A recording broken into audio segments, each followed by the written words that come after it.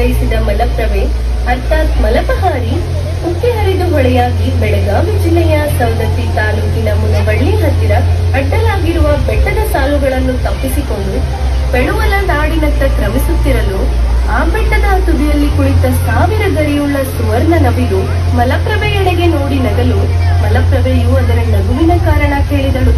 ಆ ಗುಡ್ಡಕ್ಕೆ ಹೆದರಿ ತಾನು ಹರಿಯುವ ದಿಕ್ಕನ್ನು ಬದಲಿಸುತ್ತಿದ್ದಾಳೆ ಎಂದು ನವಿಲು ಛೇಡಿಸಿತು. ಇದರಿಂದ ಕೋಪಗೊಂಡ ನದಿಯು ರಭಸದಿಂದ ಅಲೆಗಳನ್ನು ಗುಡ್ಡಕ್ಕೆ ಅಪ್ಪಳಿಸಿತು. ಯುದ್ಧವು 2 ಹೋಳಾಯಿತು.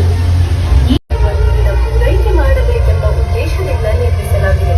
ಈ ಜಲಾಶಯವು ಒಟ್ಟು 4 ಗೇಟನ್ನು ಹೊಂದಿದೆ. 1974ರಲ್ಲಿ ಪೂರ್ಣಗೊಂಡ ಈ ಡ್ಯಾಮ್ ಅನ್ನು ಕಟ್ಟುವಾಗ ಸುಮಾರು 72 ಹಳ್ಳಿಗಳು ಮುಳುಗಡೆಯಾಗಿವೆ ಎಂದು ಅಂದಾಜಿಸಲಾಗಿದೆ. ನೀರಿನ ಸಂಗ್ರಹಣೆ, ಮಲಪ್ರಭಾ ಬಲದಂಡೆ ಕಾಲುವೆ, ಮಲಪ್ರಭಾ ಎಡದಂಡೆ ಕಾಲುವೆ, ಲಿಫ್ಟ್ ಇರಿಗೇಷನ್ ಸಲುವಾಗಿ ಈ ಡ್ಯಾಮ್ ಅನ್ನು ನಿರ್ಮಿಸಲಾಗಿದೆ.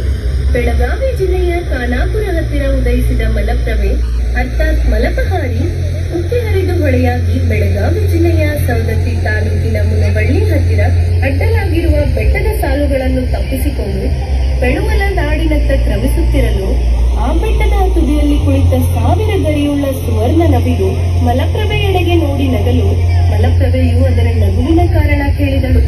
ಆ ಗುಡ್ಡಕ್ಕೆ ಹೆದರಿ ತಾನು ಹರಿಯುವ ದಿಕ್ಕನ್ನು ಬದಲಿಸುತ್ತಿದ್ದಾಳೆ ಎಂದು ನವಿಲು ಛೇಡಿಸಿತು.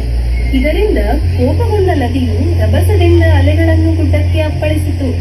ಯುದ್ಧವು 2 ಹೋಳಾಯಿತು.